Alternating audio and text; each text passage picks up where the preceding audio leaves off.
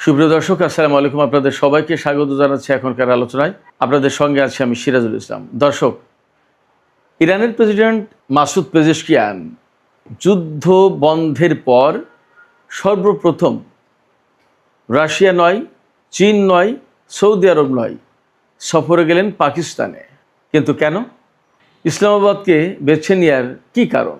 ইসলামাবাদে তিনি 23শে জুন মঙ্গলবার যখন পৌঁছান, তখন তাকে গার্ড অব অনার দেওয়া হয়েছে, 21 বার তোপধ্বনি দেওয়া হয়েছে তাকে লক্ষ্য করে, এবং মাসুদ পেজেশকিয়ানকে পাকিস্তানের JF-17 যুদ্ধ বিমান দিয়ে বিশেষ অভ্যর্থনা জানানো হয়েছে। এই সফরের প্রেক্ষাপটে আন্তর্জাতিক বিশ্লেষকরা বলছেন, ইরান এবং আমেরিকার মধ্যকার যুদ্ধে সমঝোতা করা এবং আলোচনার টেবিলে বসানোর জন্য পাকিস্তানের সামনে খুলে যেতে পারে নতুন অর্থনৈতিক সুযোগ সুবিধার দরজা। প্রশ্ন হচ্ছে, পাকিস্তান কি শুধুই কূটনৈতিক সম্মান পাবে, নাকি তার সামনে খুলে যাবে তেল গ্যাস বিনিয়োগ এবং বিলিয়ন ডলারের নতুন দরজা?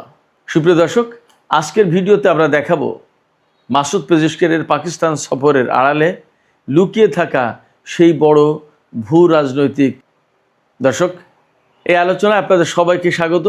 আলোচনাটি যদি ভালো লাগে তাহলে লাইক, কমেন্ট, শেয়ার করবেন এবং চ্যানেলটি সাবস্ক্রাইব করে সাথেই থাকবেন। দর্শক, চলুন মূল বিশ্লেষণে চলে যাই। আমরা দুপুরের ভিডিওতে বলেছিলাম, ইরানের প্রেসিডেন্ট মাসুদ পেজেশকিয়ান মঙ্গলবার পাকিস্তান সফরে যাচ্ছেন। এখনকার ভিডিওতে বলা যাচ্ছে তিনি এরই মধ্যে পাকিস্তান সফরে পৌঁছেছেন এবং তাকে পাকিস্তানের প্রেসিডেন্ট আসিফ আলী জারদারি, প্রধানমন্ত্রী শাহবাজ শরীফ এবং অন্যান্য গুরুত্বপূর্ণ কর্মকর্তা থেকে শুরু করে সামরিক বাহিনীর প্রধান আসিম মনির অভ্যর্থনা জানিয়েছেন এবং কখনো দলবদ্ধভাবে, কখনো ব্যক্তিগত পর্যায়ে বৈঠক হয়েছে। এর ভেতরে প্রেসিডেন্টের সাথে, প্রধানমন্ত্রীর সাথে তো বৈঠক হয়েছেই আলাদা আলাদা, সেনাপ্রধান ফিল্ড মার্শাল আসিম মনিরের সাথে পেজেশকিয়ানের আলাদা বৈঠক হয়েছে। এই বৈঠকের ভেতর দিয়ে দেখা যায় বা বোঝা যায় যে পাকিস্তানের সাথে শুধুমাত্র এই সফর কূটনৈতিক বা বাণিজ্যিক বা রাজনৈতিক সম্পর্ক গড়ার প্রত্যয় নয়। এই সফরের আড়ালে লুকিয়ে রয়েছে পাকিস্তানের সাথে ইরানের সামরিক এবং নিরাপত্তাগত সম্পর্ক। এখান থেকে অবধারিতভাবে ধরে নেওয়ার সুযোগ আছে, ইরান এবং পাকিস্তানের সম্পর্ক শুধু কূটনৈতিক সম্পর্ক নয়, এই সম্পর্ক সামরিক এবং প্রতিরক্ষা খাতের সম্পর্ক নতুন করে গড়ে উঠবে এবং সেই সম্পর্ক অন্যরকম উচ্চতায় চলে যাবে। ইরানের প্রেসিডেন্টের সফরের সময় কী কী ঘটেছে? বৈঠক তো হয়েছেই বললাম, তাকে অভ্যর্থনা দেওয়া হয়েছে এবং তাকে যে মর্যাদা দেওয়া হচ্ছে পাকিস্তানে, তাতে বোঝা যাচ্ছে যে ইরানের সাথে পাকিস্তানের যে বিশাল সীমান্ত, এই সীমান্ত দিয়ে দুই দেশের মধ্যে অপার সম্ভাবনাময় বাণিজ্য বাড়বে। সবচেয়ে বড় যে দিক, বাণিজ্য তো রইলই, সবচেয়ে বড় যে দিক সেটি হচ্ছে পাকিস্তান এবং ইরানের যে বিশাল সীমান্ত, এর ভিতরে বিশেষ করে বেলুচিস্তানের সীমান্ত দিয়ে, ইরানেও বেলুচিস্তান আছে, পাকিস্তানেও আছে, এই বেলুচিস্তানের সীমান্ত দিয়ে বিরাট রকমের বাণিজ্য হবে এবং যখনই বাণিজ্যিক কার্যক্রম বা প্রতিদিনের লেনদেন, প্রতিদিনের সামরিক বাহিনীর উপস্থিতি, প্রতিদিনের কর্মকর্তাদের উপস্থিতি, ব্যাপকভাবে চলাফেরা, তখনই ইরানের বেলুচিস্তানের ভেতরে ঢুকে পাকিস্তানের ভেতর থেকে কিছু উগ্রবাদী সন্ত্রাসী গোষ্ঠী যে সমস্ত নাশকতামূলক তৎপরতা চালাতো, এইগুলো এখন কমে যাবে অবধারিতভাবে বলা যায়। আরও যে কারণে বলা যাচ্ছে এই বিষয়টি, সেটি হচ্ছে এই যে এই যে পাকিস্তানের সাথে ইরানের সম্পর্ক এত এত করে বেড়ে যাচ্ছে বা বাড়বে, এটি শুধুমাত্র পাকিস্তানের সাথে সম্পর্ক বাড়বে না, এর সাথে কাতার, সৌদি আরবের সাথেও ইরানের সম্পর্ক বাড়বে। আর পাকিস্তানের সাথে সম্পর্ক তো আগে থেকেই ছিল, এটা নতুন মাত্রা পাবে। তার মানে দাঁড়াচ্ছে এই মধ্যপ্রাচ্যে, অর্থাৎ পাকিস্তান, ইরান, কাতার এবং সৌদি আরব, এই যে লাগোয়া কয়েকটি দেশ, ইরান এবং পাকিস্তান লাগোয়া দেশ, সমুদ্র পাড়ি দিলেই দক্ষিণ পশ্চিম পাশে কাতার এবং সৌদি আরব লাগোয়া দেশ, এই দুই দফায় 4 লাগোয়া দেশ, অর্থাৎ পাকিস্তান, ইরান, কাতার, সৌদি আরব, এই যে 4টি দেশ, এই 4টি দেশের ভেতরে নতুন করে একটা সম্পর্কের আলাদা রসায়ন তৈরি হতে যাচ্ছে। এই রসায়ন মধ্যপ্রাচ্য না, শুধুমাত্র আন্তর্জাতিক রাজনীতির অনেক হিসাব নিকাশ বদলে দেবে।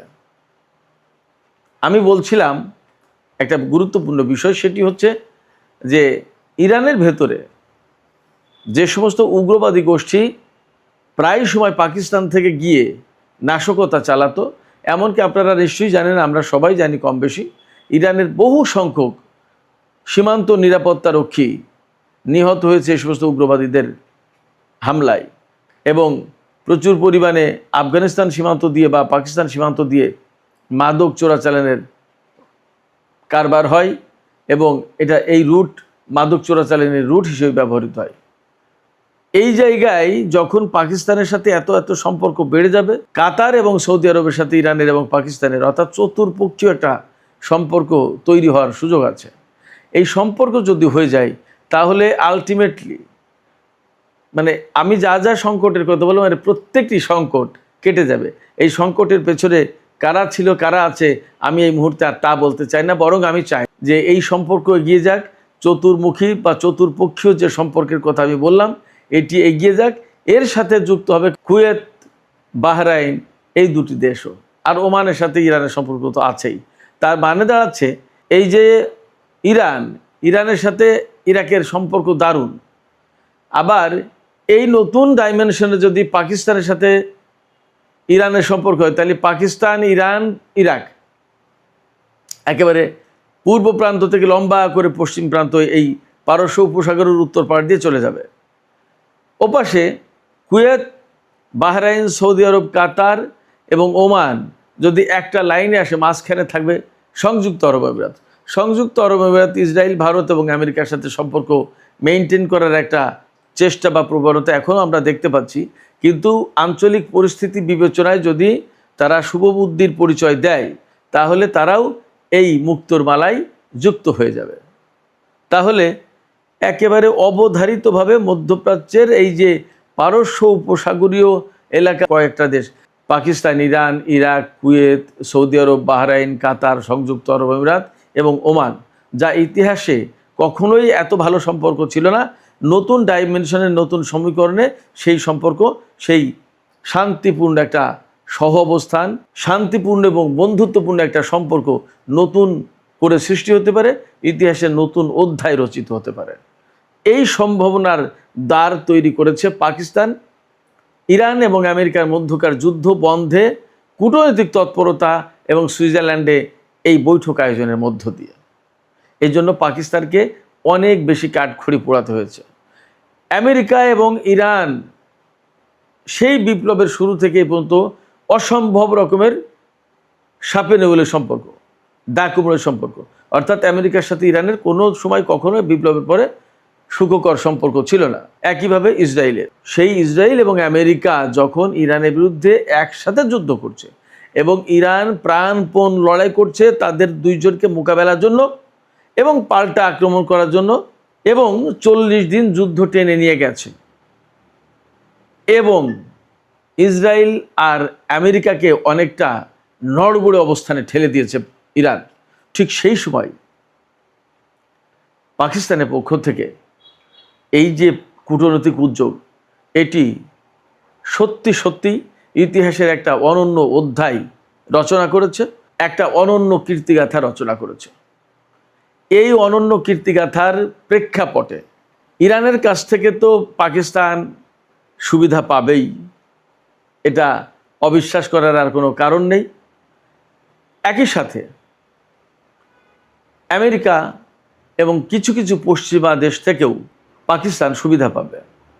অ্যাট দ্য সেম টাইম পারস্য উপসাগরীয় যে সমস্ত আরব দেশ, তাদের কাছ থেকেও আলাদা রকমের মর্যাদা এবং সম্মান এবং অর্থনৈতিক, রাজনৈতিক, কূটনৈতিক সব ধরনের সুবিধা পাবে পাকিস্তান। এই জায়গায় যদি আমরা এখন বলি যে পাকিস্তান প্রকৃতপক্ষে আন্তর্জাতিক অঙ্গনের বহু দেশের ভেতরে আর একদম এক্সক্লুসিভলি যদি বলি তাহলে পারস্য উপসাগরীয় যে দেশগুলো আছে তাদের কাছে অনেকটা মাথার মুকুট হয়ে দাঁড়িয়েছে এই মুহূর্তে পাকিস্তান।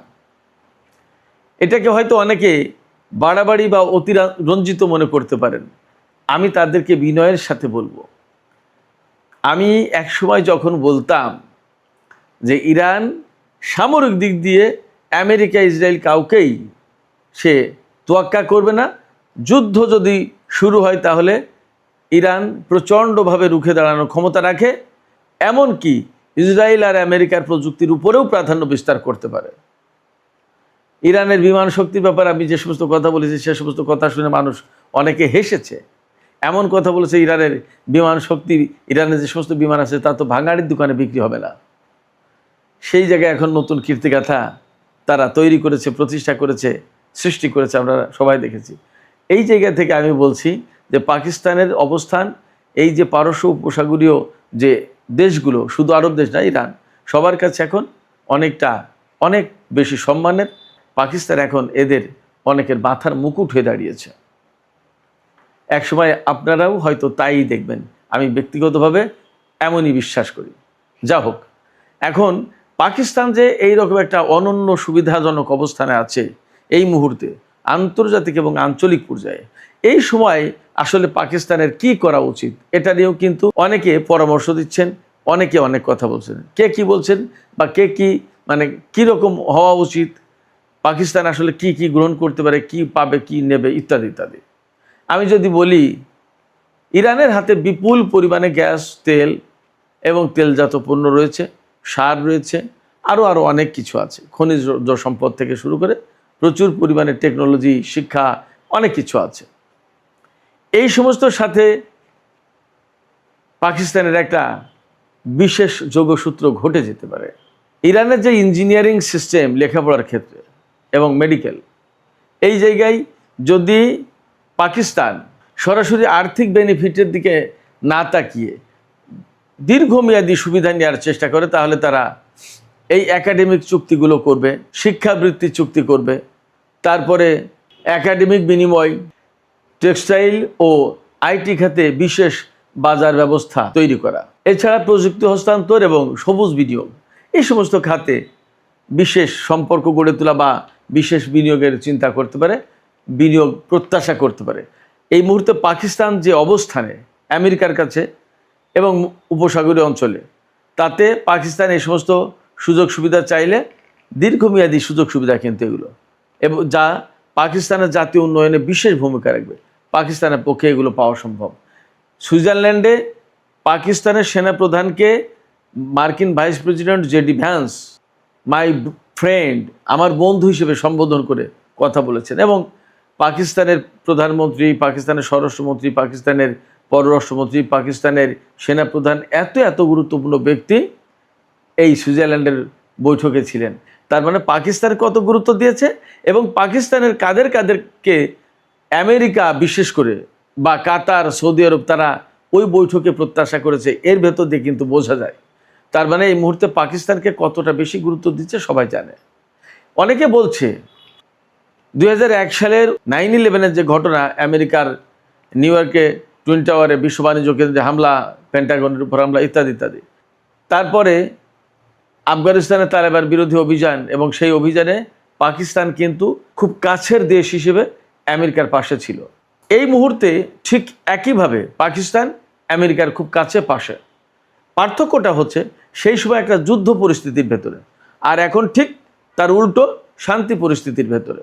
এখন পাকিস্তান শান্তি প্রতিষ্ঠায় যে ভূমিকা রাখলো, তার মূল্য, তার অবদান 2001 সালের মূল্য অবদানের চেয়ে অনেক বেশি। সেক্ষেত্রে পাকিস্তান এই সুযোগ সুবিধা কাজে লাগিয়ে বিশ্ব অঙ্গনে নিজের অর্থনীতি, নিজের কূটনীতি, নিজের রাজনীতি, নিজের স্থিতিশীলতা আরও অনেক বাড়াতে পারে। তবে পাকিস্তানের যত বিশেষজ্ঞ, অর্থনৈতিক বিশেষজ্ঞ, রাজনৈতিক, কূটনৈতিক, সামরিক বিশেষজ্ঞ, সবাই একই কথা বলছে। এই মুহূর্তে স্বল্পমেয়াদী কোনো লাভের দিকে না তাকিয়ে, স্বল্পমেয়াদী ঋণ বা বিনিয়োগের দিকে না তাকিয়ে দীর্ঘমেয়াদী লাভালাভের দিকে তাকানো উচিত, এবং সেইভাবেই পাকিস্তানকে পরিকল্পনা প্রণয়ন করা উচিত। একটা কথা বলি, 2001 সালে যখন পাকিস্তান আফগানিস্তান অভিযানের ক্ষেত্রে মার্কিন বাহিনীকে সহযোগিতা করেছে পাশে থেকে, তখনকার চেয়ে এখন আরও একটা গুরুত্বপূর্ণ পার্থক্য আছে।